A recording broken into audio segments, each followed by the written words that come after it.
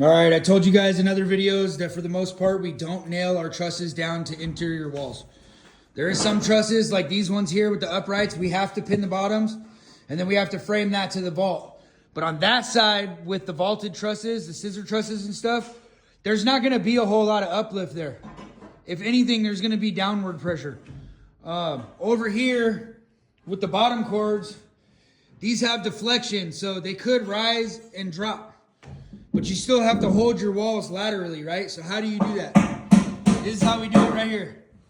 I already got my drywall backing and everything here. And then I nailed a 22.5-inch block, right? Through the side. And then I drive a single nail and I leave the head sticking up. A 1/2 inch. That keeps this wall from moving. See that? That's one nail.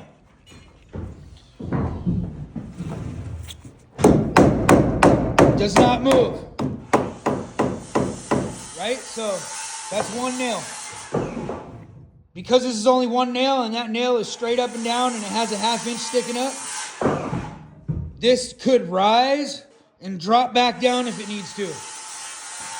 Which we probably don't have to worry about that. These are short trusses. They're only 28 feet wide, right? And they're very simple. So there's probably not going to be a lot of uplift. If there was, then this is the solution. If we were doing super huge trusses with massive amounts of deflection, then you would keep your interior walls like a 1/2 inch short, and you would use the Simpson deflector screws, or you would use the clips. The clips or the screws do the same thing as this. All they're doing is holding this wall from flopping around. It'd be the same thing, like on a long straight run here. You don't want that to flop around, right? So then you would use one of those screws and it would allow that truss to drop and rise. And that's the whole idea behind that stuff, right? So again, a single nail just until they get drywall on it, and then it'll be even more rigid.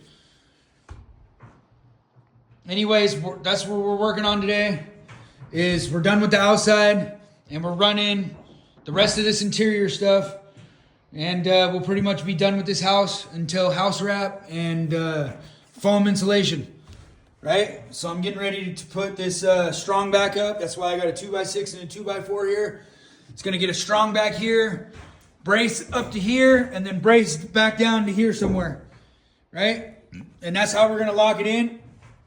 And then with these rat runs that go from outside to outside, that's what keeps this wall also from ever